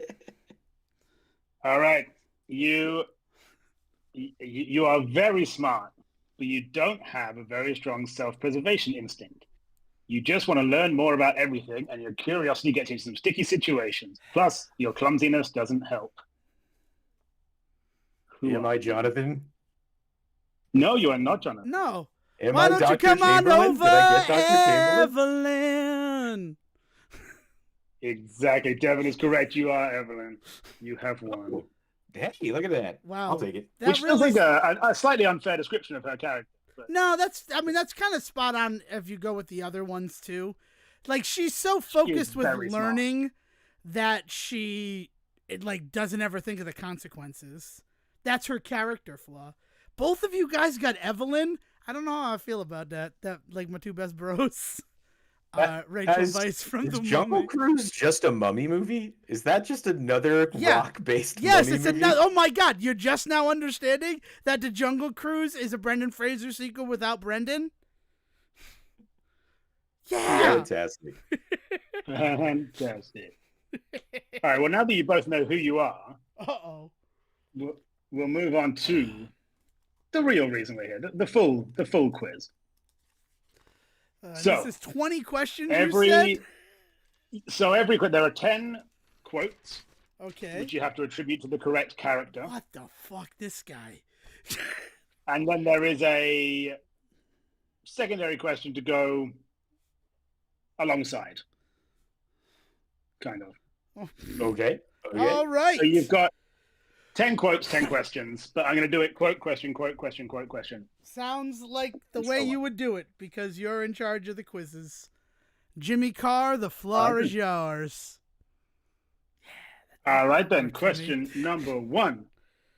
Oh, I actually need to get my score sheet ready. Apologies. I left it. There we go. This freaking All right. guy. First quote. This creature is the bringer of death. It will never eat. It will never sleep. It will never stop. Was that said by Devon's character, by Rick O'Connell, by Sejohn's character, or by Dr. Alan Chamberlain? I'm on a Doc Chamberlain kick. Yeah, I'm not gonna lie. I gotta bro. be like it. That sounded like I honestly thought it was gonna be Eric Avari's character. I don't know why I get stuck in what my R sounds. Never are. eat, never sleep. You're both going Chamberlain? Yes. Would you like answers now or answers later? It's up to you. You're running the quiz. All right, well, you're both wrong. Oh, shit. So That was Devon. Ardith Obviously, Bay? it was Ardith Bay. Fuck, I Yeah. knew it. Oh, man. All right. Question 2. What is the only thing Imhotep fears while regenerating? Do you want suggestions, or are you going to just go with answers? I think I just have the answer. I'm pretty sure I have the answer. All right. Sejohn, go. Yeah. I, too, wrote Cat. down cat. You are both correct. He's Yay! terrified We of each got a cats. point. 1-1. Quote number 2. You better think of something fast, because if he turns me into a mummy, you're the first one I'm coming after. Was it Benji, Isaac, Evie, or Rick? I together, Dev? I'm going to go with, yeah, so on 3. 1, 2, 3, Evie. Evie. It's Benji, Well isn't done. it? Both of you, it was Evie. You are correct. Nice. You both get points. All right. What? I really liked your Final delivery of that percentage. quote, Will. I don't mean to, like, jump into the question. Your delivery really evoked Rachel Weisz for me. That's what I'm here for. I'm just still trying to marry Daniel Craig. So anything I can do to help that. Question 3, 4. What final percentage do Evie and the warden decide on to save Rick's life? 50%, 42%, 33%, or 25%? Oh man. Oof. All right. Okay, putting it down. Devon, you're up. 33%. I said 42. The answer is 25. Fuck! Damn. Damn it. I was trying to at least get one of us ahead or behind here by going with a different answer. No. No, sorry. I mean, that's not how it works. You're supposed to write down your answer and then say what you wrote down. Well, I wrote down 33, if we want to be honest. Well, that's good. At least we matched way. in the newlywed game. Yeah. It's nice to know you guys are compatible. Something about All right. drift compatibility. Yata, yata, yata. Next question. Quote time. Uh-oh. They are led by a woman. What does a woman know? Is that David Daniels, Dr. Alan Chamberlain, Dr. Terence Bay, or Bernard Burns? Oof, that's a hard one. I have my answer locked in. I have my answer locked in. I won't change it this time. In fact, All I'll right, even go Sejohn, first. Yes, that would make sense. Go first. Dr. Chamberlain. I went with Devon? Daniels. We have point Sejohn. Fuck. It was Dr. Alan Chamberlain himself. Well, that's okay. Question something else. 6. Benji may have gotten all the horses, but what does Rick have? A cool hat. B, the correct side of the river. C, a mustache. Or D, friends in low places. I could have answered that one even before you gave the things. It's the best moment of that movie. Yeah. Yeah, it's wonderful. Oh, Golcano, I have all the horses. Oh, Benny. We're on the right side of the river. You're on the... You're on the wrong side of the There you river. go. Yeah. You're on the wrong side of the river. Excellent. Yes, points all around. Next up, quote time. For the record, if I don't make it out of here, don't put me down for mummification. Is it Jonathan, Benji, Rick, or Bernard? I'm going with Rick on that one. I'm throwing that out there right now. It's Jonathan after he learns about them digging out the brains. Oh, Devin, if only you were right. It's actually point Siege, and it was Rick. Fuck! I can say fuck on the show, right? You were so That's a weird confident. question for You're 384 so episodes in, and me saying fuck at least 381 times. I probably said fuck during Blast from the Past. Fuck. Congratulations, Sejohn. But we still have 13 questions. Oh, I'm going to stop for a minute. Will, my parents say hello to you. These people always Oh, tell hi, me to both say people. hello to you, and I forget to do it. So I wanted to take the time. I mean, I already forgot. That's how And I now wanted he to has start this. recorded proof that There's he has recorded passed proof on the message. that I said that my parents say hello. Dale was in the shower, though I'm sure she would have also said hello had she the opportunity. I feel I like mean, I'm we are upset she on didn't shout, question. but sure. I feel like we're on question 7. Did I miss a question? Question 7 was the one that we just did. Okay. So that'd be I 13 must have left, missed one right? somewhere in my writing stuff down. Yeah. It's all good. I've got records. We're good. Next question. Why does Rick kiss Evie in the prison? He was about to be hanged and it seemed like a good idea. It was love at first sight. He knew it would get her to fall in love with him. He tripped and fell onto her face. Numero A is what I have written down. What I have as well. Number 1. Congratulations, good, both guys. of you. I figured I Points was all around. gonna die. Take a shot. Absolutely. Hey, you know, if you're about to be hanged, you might as well do something. That's usually why next women quote aren't coming allowed up. in prisons. Too much This kissing. is why. Too much kissing. I mean, not to shed any darkness or light on the prison system, but I think there's quite a lot of kissing in general. I don't know. I wouldn't understand. You're the one who That's lives it. on the island full of convicts. Maybe it's not that Question 9. tender. Maybe there's a bit more. I know.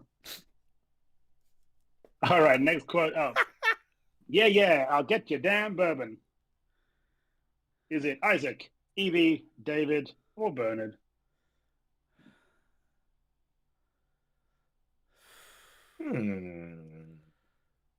That's a hard one. I don't remember that one. The rest of them I've been able to like hear in my head in the movie, but Yeah. One more time. Could you say it one more time? And the choices? I'm asking for you to reread the question. Yeah, no worries. So the quote was, yeah, I'll get you damn bourbon. Your choices are Bernard Burns, David Daniels, Evie, or Isaac Henderson. I gave full names this time just to mix things up. I appreciate it. I'll say David. I'm going to go That with was the Henderson. second one, right? Here you go, Henderson. Yes. I mean, Sejohn knows his mummy quotes. Motherfucker. At that point, it was just like, what character would act like that? It was essentially my only thread. I mean, those 3 characters are essentially the same character in my memory. Yeah, there is an issue where like all of them play a German angry kind of henchman character. Yeah. But you know. Hey, question this number. Why doesn't Jonathan stop Rick from locking Evie in her room before they leave with the Americans? A, he's scared of Rick. B, Rick has a gun. C, Rick's quite tall. And D, he's tired of Evie. Oof. I'm going to go with he has a gun. I put he's quite tall. Shit, if that's the answer, I'm so mad at myself. Would you ever suggest Sejohn would get it wrong? Of course that's the answer. He is quite tall. Fuck. I'm pretty sure it's because he's tall, but like, it might just be Will's voice saying it, like tricking me into it being in the movie. But no, I should have trusted myself. Always trust yourself. That's, I think, the message of the Mummy film. No? I guess. Sure. I have 4 answers correct, and I am already afraid of the outcome of this particular quiz. Let us go to question 11, William. Quote is, well, everyone else we've bumped into has died. Why not you? Is that Dr. Terrence Bay? Is it Ardeth Bay, Jonathan, or Evie? There are 2 Bays. One is B-E-Y and one is B-A-Y. So they're not related. Oh, no. I'm not hearing this one, too. I'm going to say Jonathan. I'll say Dr. Bay. Dr. Bay, which is well, look, hey, Devon's clawing it back. Hey. Devon, Jonathan said that. Yay! Woo! Hello, babe. We come to a question I was unsure about putting in purely due to the fact I had to pronounce some words. Uh-oh. What is the correct Egyptian name for the bird that Jonathan doesn't recognize on the Book of Amun-Ra? Is it Amenophis, Mao, Omi, or Ea?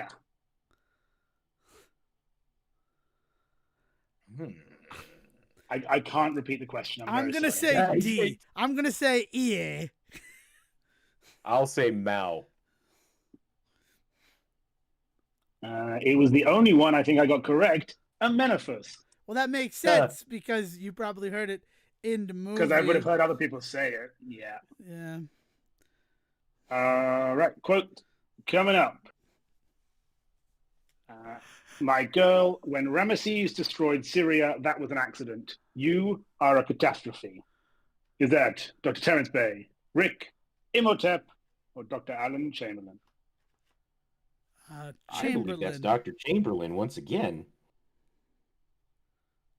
Double Chamberlains. Oh, no. And no points for anyone. It's Dr. Terence Bay. Oh, Dr. Bay. I feel like I have like slightly an good English for accent.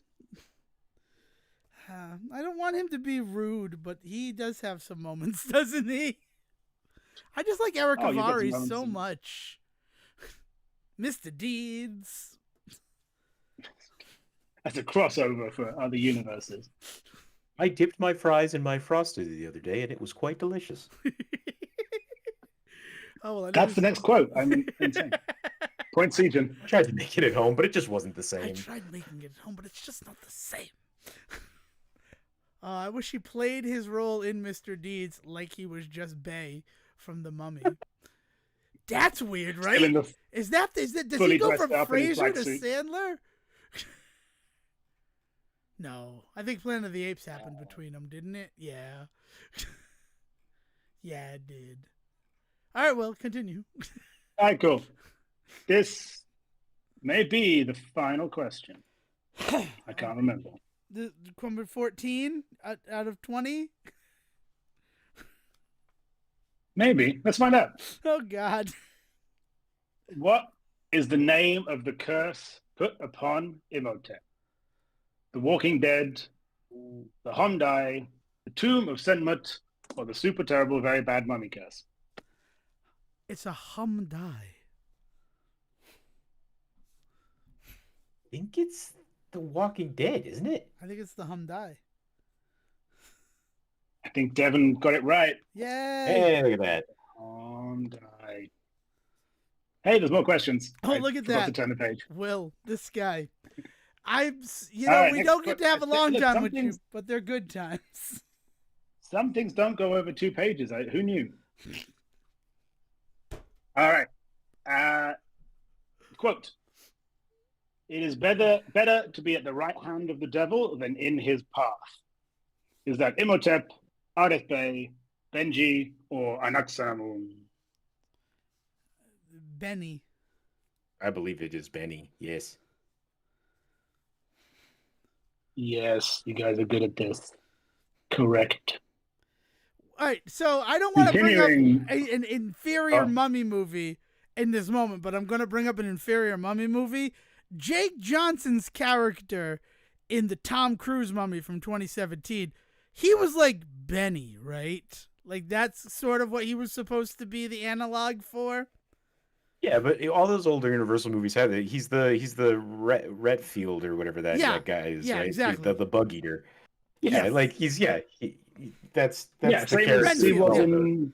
No, but I just wanted to make sure that like that was supposed to be my read on the 2017 Mummy. I enjoyed it. Ghostbusters 2 there. Janusz. I'm from the Upper West Side. Janusz. Did you guys see that Vigo painting of the king? How's that make you feel as a British citizen, Will? Look, it was very red. It was mostly red. Charles seems happy, I guess. I guess that's all that matters, right? I don't know if he's ever happy, but he stood next to it. When he finally became the king, he was probably happy for at least a minute. He's not going to have it for long, but Like, if I say bloody to you, does that offend you? I'm sorry. Let's go back to the mummy quiz. You got me for 10 more minutes, and this is how you want to waste them? Yeah, kinda. No, it's much Yeah, love. kind of. The next question is, how many children does Benji have? 1, 3, he's lost count, none, but someday he might. Ooh. I don't know. I believe it is the last one. I I believe think the it's joke none. is Yeah, I that think the joke he is that said he has something no about his kids. children, and then Rick calls Yeah. him out on it, is I believe the joke, if I remember. Right. I agree. Someday I might. It was very good agreeing there, Devon. Correct. I wrote it down first. I know. I believe you, probably. Thank you. So good. So good. So good. Hands Quote touching time. hands, reaching out. All right. Coming up with the quote. My body is no longer his temple. Is that Evie, Imhotep, Adet Bey, or Anaxunamun? That's the only way you can say her name. I have to say it that way. I'm going with D. Shit, man, so was I. I wrote down D. Yeah, because her body is a temple, but not his temple. Not the man she's betrothed to, but Imhotep, the dark sorcerer. He's kind of like Jafar, but Egyptian. Egyptian Jafar. I mean, yeah. Cool. I mean, does he become a genie in the second film? Or the end of the first one, I guess, and then has some revenge later. What is The Mummy Returns if not Jafar's revenge? Revenge of Jafar. And I haven't ever seen the third one, so I can I'm assume getting sick there's of a King all of these Thieves. woke live-action remakes of Disney movies. I really wish You say we're gonna the Will Smith color change Jafar? If the Will Smith Aladdin had done better, do you think they would have gone with the sequels or no? You know what's fucking wild? That movie is actually quite successful. I mean, that's crazy. I love that movie. I think that the live action Aladdin was excellent, especially because Winston's wife from New Girl was in it. I seen That's a good way Pendrad. to talk about it, actually. Yeah. Yeah, Rhonda. Yeah.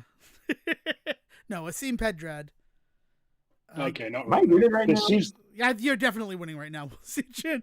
yeah, you are. Yeah, it's 10-7, according to my numbers. So based on that, I have to get the next 3 questions correct. Sejohn has to get the next 3 questions wrong, and that will only mean a tie. No pressure, Devon. Which is what we're here for. Okay, everybody wins at the Say Report. Oh, let's do it. I don't Let's do like it. that. 5 No, minutes here, All right, we let's want do it. winners and losers. Which pharaoh was Anuk-Tanamun married to? Ramses II, Seti I, Seti IV, or Tutankhamun? I believe it was Ramses, correct? Ramses the second. No, Seti 4. it was 31. Oh no. Always one of the Setis. Quote, death is only the beginning. Dr. Bey, Dr. Chamberlain, Imhotep, or Rick? I believe it's Imhotep, but I also think it gets said more than once in the movie. But I will say Imhotep. They call me Dr. Bey. Good morning, how are you? I'm Dr. Bey. I'm Eric Is this what Avari. you're resorting to? I hope that Are I you am right. Is that you locking in Dr. Bey? Yeah, Dr. Bey. Yeah, it was Imhotep. Fuck! Well, I lose, but like we could do it for fun. And the final question. It's Actually, the final question this time because I've question. got my notes correct. Do you swear? No, not often, sometimes, or every damn day. Every damn day. Yeah, every damn day. Every damn day. All right. Drum rolls, if you will. This is the worst drum roll ever. I'm doing it. Let's go over here. Sejohn gets 13, Devon gets 10. Woo! Congratulations, Sejohn. I'm very Yeah, proud I of just you. watched The Mummy a couple of weeks ago, so I was remembering a lot of it. very good revision. I haven't watched The Mummy for at least a year. I'm a bad Evan mentioned fan. that it was 25 years old, and I just found myself watching it one night. So Yeah, it was random. It wasn't even for Brendan Fraser History Month. It was the realization that Dale had never seen The Mummy. So we sat and watched The Mummy. I mean, that's just insane to me that she had never seen it. Oh yeah, I find that incredibly hard to believe. I think she was lying to you. To watch because she wanted to watch it again. Yeah, I get it.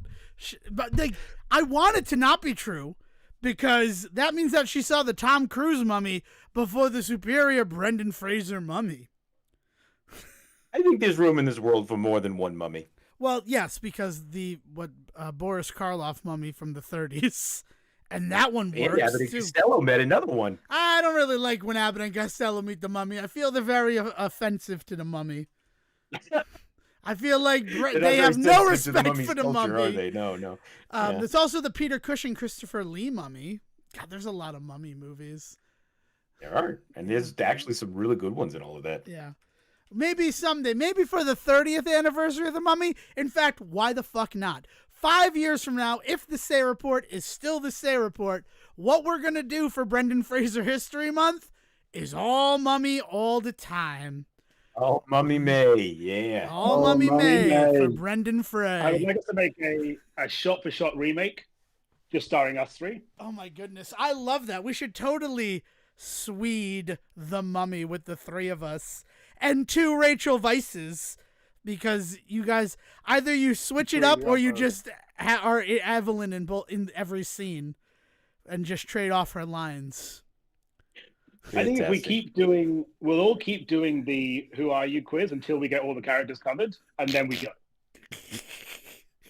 Perfect. I don't know why I'm laughing. This is how we're gonna cast this. Muttley. That's a great way. The normal way you it. cast things, right? I think that's definitely how they cast The Godfather Part 2. It was lucky that everybody got the same characters from the first movie. Oh my god! All right, I love you guys. This has been on that bombshell. A blast of a recording. Yeah, exactly. Yeah. All right, well, it's been a blast from the past. Yes, it's been a blast from the past on The Mummy.